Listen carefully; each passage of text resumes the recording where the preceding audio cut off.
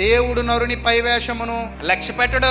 పైకి ఎలా ఉన్నావనే చోట్ల మీసం సరిగా తిప్పేవా లేదా, లేకపోతే తల వెనక్కి దువ్వేవా లేదా, ఇవన్నీ చూడ్డాయన.